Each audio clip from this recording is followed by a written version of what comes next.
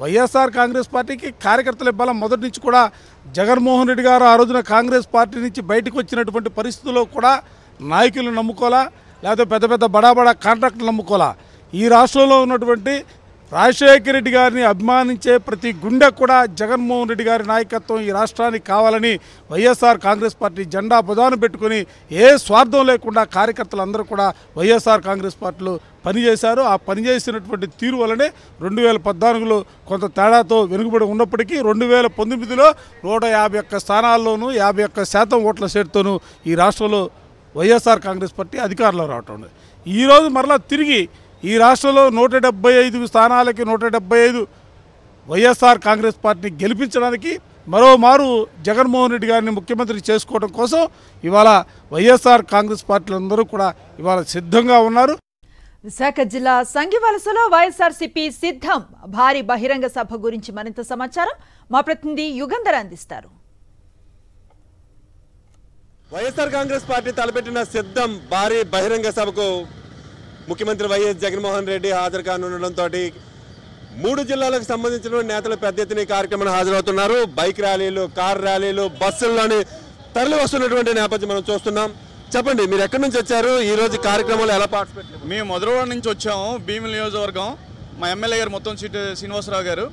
మేము జగన్ గారు వస్తున్నారని చెప్పేసి 5 ఏళ్ళ నుండి ఎదురు చూస్తున్నాం. ఆయన కళ్ళ కోసం అందరం కలిసి పెద్ద భారీ ఎత్తున బైక్ ర్యాలీ తీసుకొని వస్తున్నాం.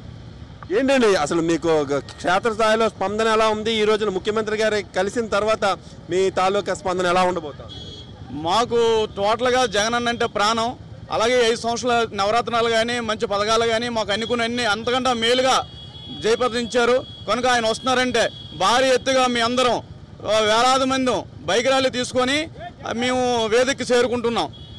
మీరు చెప్పండి, ఈ రోజున మీరు గడప గడపకే తిరిగారు, అన్ని ప్రాంతాల్లో తిరిగారు. ప్రజలు ఏమని చెప్తున్నారు? మీ పార్టీకి ఎలాంటి ఆదరణ చెప్తున్నారు? మొత్తం జగనన్న మళ్ళీ రావాలని ప్రతి ఒక్కరు కోరుకుంటున్నాం. ప్రతి ముసలావిడ, ప్రతి మహిళలు కూడా, ప్రతి ఆవిడ కూడా జగనన్న రావాలని మళ్ళీ కోరుకుంటూ ఈరోజు జయప్రదం చేయాలని భారీ ఎత్తున వస్తున్నారు అందరూ. మీరు జగనన్నే రావాలని మీరు అంటున్నారు. అవతల పరిస్థితి చూసినట్టయితే అందరూ కలిసికట్టుగా ప్రతిపక్షాలన్నీ కలిసి ఒకసారి వస్తున్నాయి. ఎలా అనిపిస్తోంది ఆ యుద్ధం? ఈ రోజు ప్రతి ఇంటికి జగనన్న పథకాలు వెళ్తున్నాయి కాబట్టి ప్రతి ఒక్కరు మనసులో జగనన్న ఉన్నాడో లేదో ప్రజలకే తెలుసు. జగనన్న వస్తాడని 100% చెప్పొచ్చు. ఇక్కడ ఉన్నటువంటి మీరు రండి ముందు. పందులు గుంపు గుంపుగా వస్తాడు, సింహం సింగల్గా వస్తాడు, మా జగనన్న ఒంటరిగా వస్తాడు. మా జగనన్నకు మేమున్నాం, కార్యకర్తలు ఉన్నాం, మహిళలు ఉన్నారు, కార్యకర్తలు మీ అందరం ఉన్నాం. మేము ఉంటుండగా పందులు ఎంతమంది వచ్చినా నలిపి పారేస్తాం. ఉన్నటువంటి కార్యకర్తల తాలూకు ఫైర్ వీళ్ళు చూసినట్టయితే ప్రతిపక్షాలు మూకమ్మడిగా వచ్చినా చేసేది ఏం లేదు, జగనన్న సింగిల్ గా వచ్చి గెలుస్తారని చెప్పేది మంచి కాన్ఫిడెన్స్ తో చెప్తున్నటువంటి పరిస్థితి ఇక్కడ కనిపిస్తుంది. రాజుతో యుగంధర్, సాక్షి టీవీ, తగరపవలస నుంచి.